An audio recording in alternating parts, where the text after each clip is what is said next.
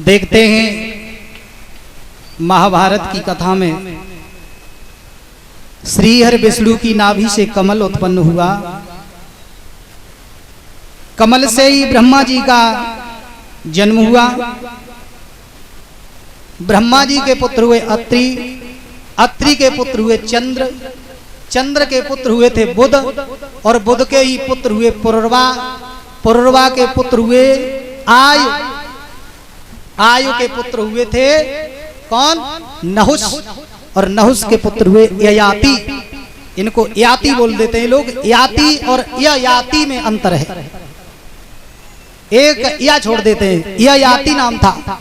ययाति के पुत्र हुए थे पुरु, और पुरु के पुत्र हुए जन्मेजय, जन्मेजय के पुत्र हुए थे प्रचिनवान, प्रचिनवान के पुत्र हुए थे संयात, संयात के पुत्र हुए अहयात, और अहयात के पुत्र हुए थे रौद्रास, रौद्रास के पुत्र हुए थे ऋतेव, ऋतेव के रंतभार, रंतभार के पुत्र हुए थे सुमत, सुमत के रैब, रैब के दुष्यंत, दुष्यंत के भरत, भरत के भरद्वाज, भरद्वाज के मन्न, मन्न के बृहत छत्र, बृहत छत्र के हस्ती, हस्ती के पुत्र हुए अजमीर, और अजमीर के पुत्र हुए थे ऋक्ष, ऋक्ष के संवरण, संवरण के कुरु, और कुरु के जुनू, जुनू के सुरत, सुरत के विदुरथ, विदुरथ के सार्वभौम, सार्वभौम के जयसेन, जयसेन के राधिक, राधिक के अयुत, अयुत के क्रोधन, क्रोधन के देवातित, देवातित के ऋष, ऋष के दिलीप, दिलीप के पुत्र हुए थे प्रतीप। और इन प्रतीप के आंगन में कोई संतान नहीं थी, कोई भी पुत्र नहीं था प्रतीप के घर में।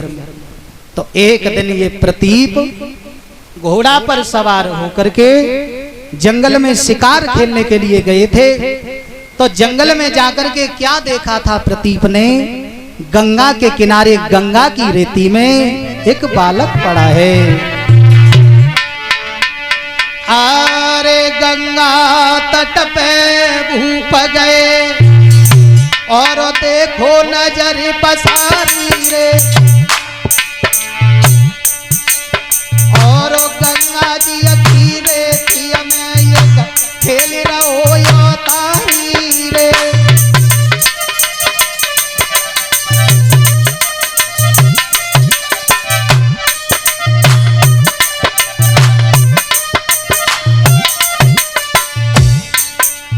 गंगा के किनारे गए महाराज प्रतीप, तो क्या देखा? एक बालक खेल रहा है बालू में, और जैसे ही उस बालक को देखा, एक गंगा जत पे भूप गए, और देखो नजर पसारी रे, और गंगा जी की रेती में ये खेल रहो तो यो तारी रे।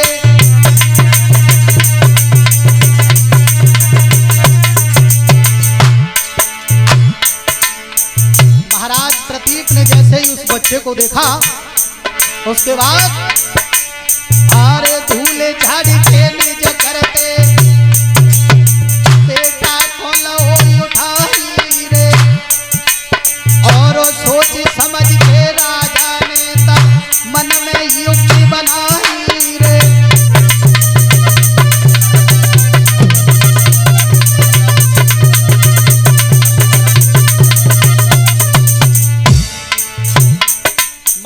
प्रतीप ने अपने मन में विचार किया, ये किसी का बहुत सुंदर बालक खेला है। और जैसे ही महाराज ने उस बालक को देखा, तो उसके शरीर से धूल झाड़ करके गोद में उठा लिया।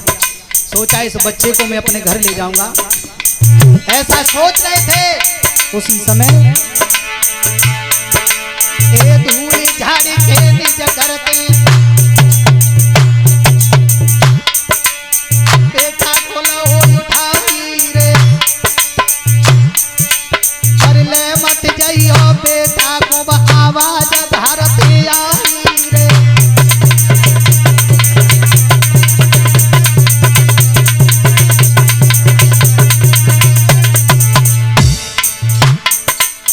ले मत जाइयो बेटा को आवाज धरती आई रे, और गंगा की आवाज सुनी तो भूप गए दुखियारी रे।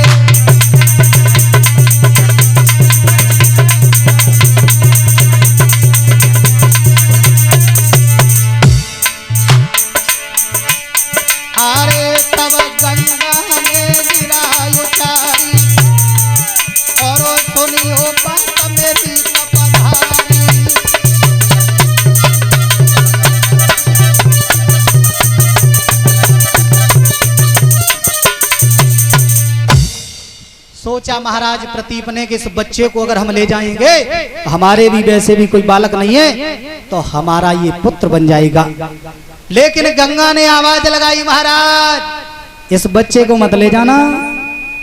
प्रतीप कहने लगे क्यों? बोली ये मेरा पति है। अब प्रतीप महाराज को बड़ी शंका भाई, जरा सा बालक और गंगा का पति। तो महाराज कहने लगे गंगा ये तुम्हारा पति कैसे है? तो गंगा ने बताया सुनो महाराज, ये बालक पूर्व जन्म में महाभिष नाम का राजा था। इसके दो नाम आए, महाभिष और महाभिषक। ये महाभिष नाम के राजा थे, इनके बड़े ही घनिष्ठ मित्र थे। इंद्र की सभा में ये अप्सराओं का नृत्य देखने के लिए जाया करते थे। तो एक दिन ये इंद्र की सभा में बैठे थे, मैं भी अपने पिता ब्रह्मा के साथ में उस सभा में गई। थोड़ी सी हवा चली और हवा के झकोरा से मेरे आंचल को हवा जैसे ही लगी तो मेरा आंचल उड़ गया। लेकिन जैसे ही आंचल उड़ा तो जितने भी उस दरबार में बैठे हुए थे सबने नजर नीचे कर ली, लेकिन ये महाविष महाराज मुझे ही देखते रहे और मैं इन्हें देखती रही। ये दशा को देख करके मेरे पिता ब्रह्मा ने श्राप दे दिया हम दोनों को, कहा कि तुम्हें भूतल पे जाना पड़ेगा। सज्जनों, तो जब ये महाविष महाराज इस भूतल पे आ गए, भूतल पे आने से पहले देखिए महाविष ने ब्रह्मा जी से एक बात और पूछी कि ब्रह्मा जी मेरा कसूर क्या है जो तुमने मुझे श्राप दे दिया? तो ब्रह्मा जी और क्रोधित हो गए। ब्रह्मा जी ने कहा है कि तुम बार बार सियार की तरह से भौंक रहे हो, जाओ तुम सियार बन जाओगे भूतल पे। बोई महाविष महाराज सियार बन गए और सियार बने हुए महाराज महाविष गंगा के तट पर आते हैं। ऐसा ही नहीं,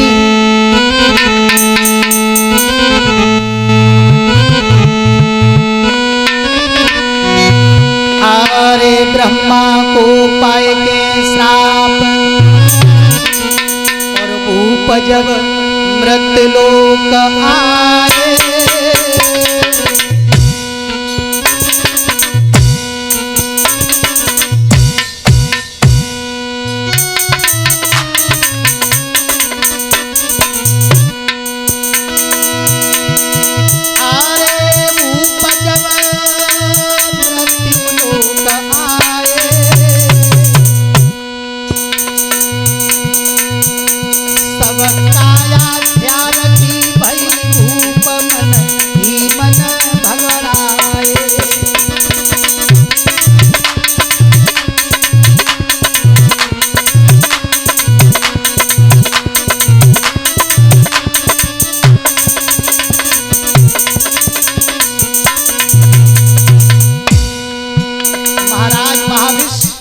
सियार बन गए और सियार बन करके इस भूतल पे आ गए साहब। जैसे ही घूमते घूमते गंगा के किनारे पे आते हैं, गंगा के जैसे ही किनारे पे आए तो गंगा से कहा है कि गंगा मुझे श्राप लगा है ब्रह्मा जी का, मेरा तेरे साथ में विवाह होगा। पहले बड़ी बूढ़ी माताएं गीत गाया करती थी, पता है कौन सा? जो हमारे आदरणीय स्वर्गीय श्री नाथूराम जी जो गुलाबपुर के रहने वाले थे, उन्होंने ये गीत लिखा था। मेरी माँ कही गंगा को संग डाल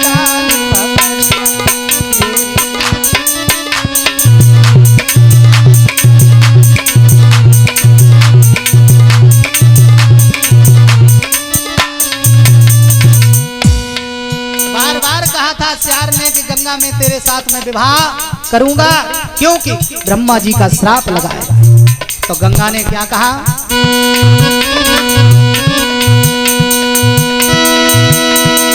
आरे गिरा गंगा में उचारी, तुम कौन से ख्वाब में खोए खड़े हो पारी हमारी।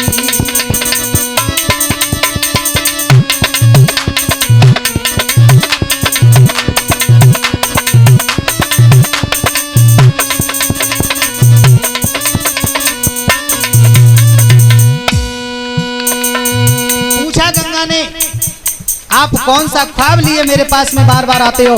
तो सियार ने कहा कि गंगा मैं तुझसे विवाह करना चाहता हूं। तो गंगा ने कहा कि ऐसे विवाह थोड़ी नहीं होगा, तुम्हें मेरे साथ फेरा देने पड़ेंगे।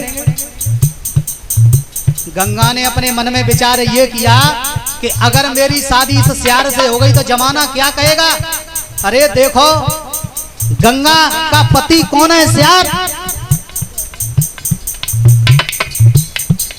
तो गंगा ने ये कहा कि ऐसे शादी नहीं होगी, तुम्हें पहले मेरे साथ फेरा देने पड़ेंगे।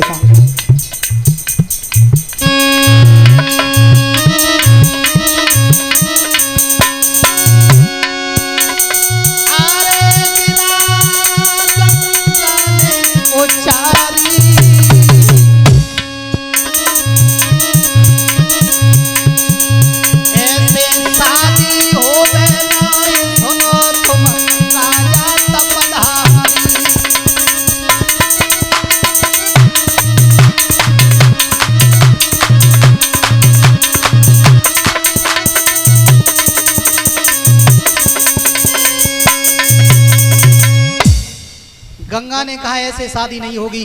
कैसे होगी? बोले 7 फेरा लगाओ तो शादी होगी।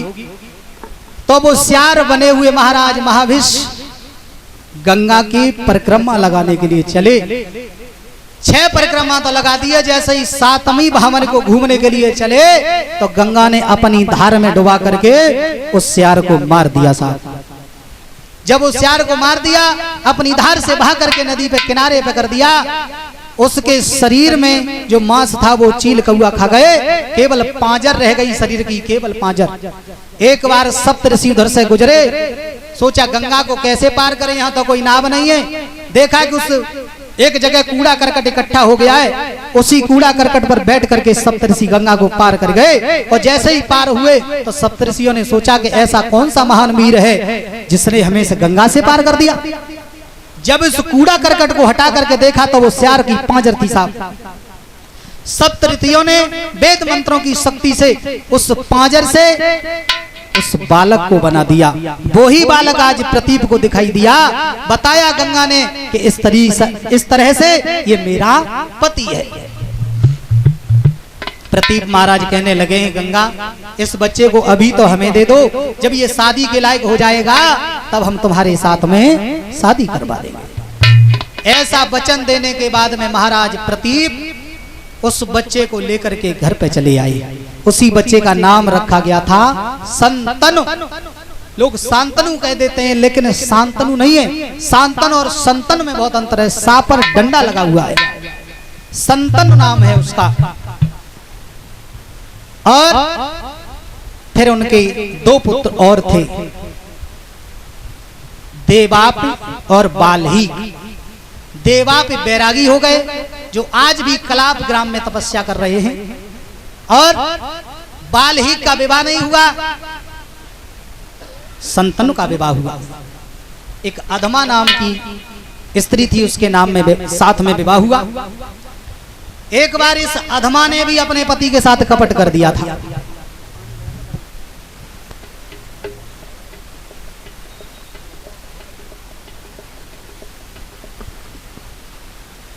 एक बार अधमा के साथ ब्रह्मा ने छल कर दिया था। संतनु शिकार खेलने के लिए चले गए, घर पे नहीं थे। ब्रह्मा जी ने अधमा की सूरत को देख करके मुग्ध हो गए और अधमा के साथ में छल किया। बाद में जब संतनु लौट करके आए तो अधमा ने अपने पति को सारी बात बता दी। इस बात से संतनु को बड़ा क्रोध हुआ, मगर वो स्त्री थी इसलिए उसका वध नहीं किया, उसको त्याग दिया। तो वो अधमा नाम की स्त्री गंगा में कूद करके मर गई थी। उसके बाद महाराज संतनु, जब महाराज प्रतीप ने अपने पुत्र संतनु को राजा बना दिया, तब एक बार घोड़ा पे सवार होकर के महाराज संतनु जंगल में शिकार खेलने के लिए चले। और शिकार खेलते खेलते गंगा के किनारे पे पहुंचे। गंगा को जब देखा, क्योंकि ये प्रतीप ने पहले ही बता दिया था कि मैंने गंगा को वचन दिया है तुम्हारी शादी होगी, तो गंगा से गंगा की सूरत को जब देखा है प्रतीप शांतनु ने, तो गंगा की सूरत पे मुग्ध हो गए और कहा कि तुम मेरे साथ शादी कर लो। गंगा ने कहा हम शादी तो कर लेंगे लेकिन एक शर्त है हमारी। बोले कौन सी शर्त है? शर्त यह है कि शादी करने के बाद हम महलों में नहीं जाएंगे, महलों में नहीं जाएंगे। दूसरी बात, हम जो भी करेंगे उसमें तुम टोकोगे नहीं। और तीसरी शर्त यह है कि जिस दिन तुमने टोक दिया उसी दिन हम तुम्हें सदा सदा के लिए छोड़ करके चली जाए। ये शर्त मान करके संतनु ने गंगा के साथ शादी कर ली। शादी जब भई, समय आने पर पहला पुत्र जब जन्म लेता है तो गंगा उस बच्चे को उठाती है और अपनी जल की धार में बहा देती है। एक नहीं, एक एक करके माता ने मारे बालक साथ, फिर भी शांतनु भूप ने छोड़ो नहीं साथ। एक एक करके 7 बच्चों को मार दिया, फिर भी संतनु महाराज कुछ बोल नहीं पाए। क्यों? क्योंकि वचनबद्ध थे। 8वें बच्चे ने जब जन्म लिया, ये धौ नाम का बसु, 8वें बच्चे ने जब जन्म लिया, उस बच्चे को लेकर के भी जब जिस समय गंगा चली है तो पीछे पीछे संतनु जा रहे हैं, कह कुछ नहीं रहे। और जैसे ही जल की धार में उस बच्चे को बहाना चाहा तो एकदम से कहने लगे हैं, गंगा ये क्या कर रही है? तूने मेरे एक एक करके 7 बच्चे मार दिए। मैंने तुझसे कुछ भी नहीं कहा, लेकिन इस बच्चे को मत मार। क्यों? क्योंकि अगर इस बच्चे को मारेगी तो मेरा वंश आगे चलने वाला नहीं है। गंगा उस बच्चे को गोद में लेकर के तुरंत देवलोक में पहुंची और देवलोक में जाकर के सभी देवताओं से उसको आशीर्वाद दिलवाया कि युद्ध क्षेत्र में मेरे पुत्र को कोई मार ना पाए, इसे अजय अमर होने का वरदान दो। तो देवताओं ने सबने वरदान दिया, कहा कि जब तक इसके हाथ में अस्त्र और शस्त्र रहेगा तब तक इसका कोई भी बाल बांका नहीं कर पाएगा, और इसके हाथ से जिस दिन अस्त्र शस्त्र छूट जाएगा उसी दिन इसकी मृत्यु हो जाएगी। ये वरदान पाने के बाद में गंगा लौट आई और उस पुत्र को संतनु को दे दिया और सदा सदा के लिए संतनु को छोड़ करके चली गई। उसी बच्चे को ले आए महाराज, लालन पालन किया, उसका नाम रख दिया देवव्रत। जब ये 5-7 वर्ष के हुए, परशुराम के यहाँ पर जाकर के ये शिक्षा ग्रहण करते हैं। अस्त्र शस्त्र और राजनीति की विद्या सीखने के बाद ये अपने घर पे चले आते हैं। महाराज संतनु देवव्रत को हस्तिनापुर के युवराज पद पर नियुक्त कर देते हैं। एक बार महाराज संतनु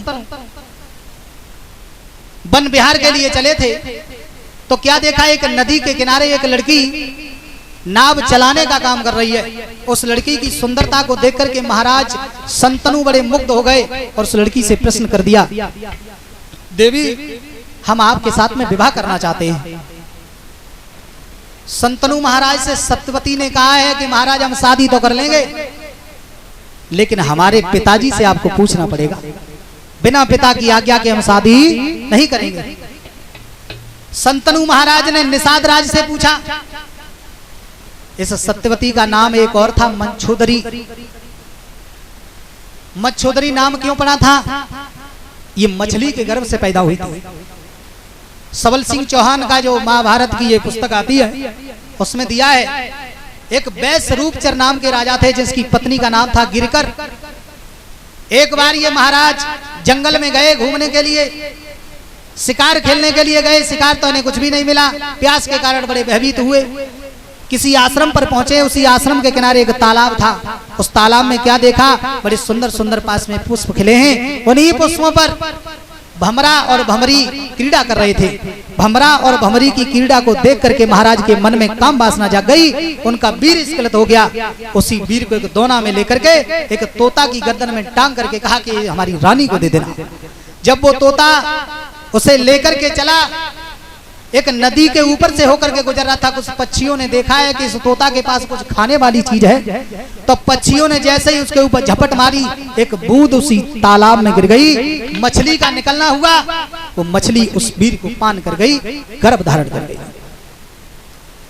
उसी से उस मछली को उस निषाद राज ने निकाला, पेट जब फाड़ा उसमें से कन्या निकली। वो कन्या दासाराम नाम के एक राजा को दे दी। उस राजा ने इसी निषाद को लौटा दी, कहा कि तुम ही इसका लालन पालन करो। तो उस निषाद राज ने इस बच्ची का पालन पोषण किया, तो इसका नाम मछली के द्वारा हुई, इसलिए मच्छोदरी पड़ा। एक नाम इसका है सत्यवती। कहा है कि हमारे पिताजी को पूछ लो। तो निषाद राज से पूछा तो निषाद राज ने एक बात कही, महाराज शादी तो कर देंगे लेकिन हमारी एक शर्त है। बोले क्या? शर्त यह है हमारी बेटी के गर्भ से जो बालक जन्म लेगा वो ही हस्तिनापुर का राजा बनेगा, तो हम शादी कर देंगे। ये बात सुनकर के संतनु लौट आए घर पे। अब संतनु के दिल में चिंता हो गई कि मैं राज्य दे नहीं पाऊंगा और सत्यवती के बिना रह नहीं पाऊंगा। अब महाराज संतनु बीमार पड़ गए इसी चिंता में। बहुत दिन हो गए, राज कचहरी को भूल गए। एक बार देवव्रत ने अपने मंत्री से पूछा है कि मंत्री पिताजी को क्या हो गया है, घर से ही नहीं निकलते, क्यों नहीं निकलते? बताया कि उनको चिंता सता रही है। बोले किसकी? वो सत्यवती से विवाह करना चाहते हैं। फिर बोले शादी क्यों नहीं हुई? बोले उनके पिता ने एक शर्त रखी है। तो देवव्रत निषाद राज के पास में गए, कहा कि हमारे पिता के साथ में अपनी बेटी की शादी कर दो। निषाद ने कहा शादी कर देंगे, लेकिन जो शर्त हमने तुम्हारे पिताजी से कही थी वही शर्त मान ले। बोले कौन सी शर्त? शर्त यह है कि मेरी बेटी के गर्भ से जो बालक जन्म लेगा वो हस्तिनापुर का राजा बनेगा। आज देवव्रत ने उसी जगह कहा है कि मैं तुम्हें वचन दे रहा हूं, शांतनु पुत्र वचन दे रहा है कि जो भी तुम्हारी बेटी के गर्भ से बालक जन्म लेगा वो ही हस्तिनापुर का राजा बनेगा। निषाद राज कहने लगे ऐसे थोड़ी नहीं मान, अभी तो तुमने वचन दे दिया, कल तुमने शादी कर ली तो तुम्हारा बालक हो गया, तो तुम ही तो वचन दे रहे हो, तुम्हारा बालक थोड़ी नहीं देगा। तब देवव्रत ने भीष्म प्रतिज्ञा ली है। तब उन्होंने कहा है कि मैं आज से ये भीष्म प्रतिज्ञा लेता हूं कि जीवन भर ब्रह्मचारी बनकर के रहूंगा, आजीवन कभी भी शादी नहीं करूंगा। तभी से इन देवव्रत का नाम पड़ गया भीष्म।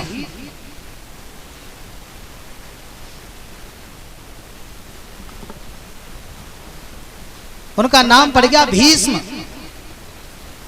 ये वचन दिया, तब महाराज संतनु का सत्यवती के साथ में विवाह हुआ। इस सत्यवती के गर्भ से दो पुत्रों ने जन्म लिया, चित्रांगद और विचित्रवीर। चित्रांगद और विचित्रवीर का जन्म हुआ। जब ये चित्रांगद बड़ा हुआ, महाराज संतनु ने अपने पुत्र चित्रांगद को हस्तिनापुर का राजा बना दिया और ये जंगल में भजन करने के लिए चले गए। भगवान का भजन करके परमात्मा को प्राप्त हुए। बोल गोविंद भगवान की।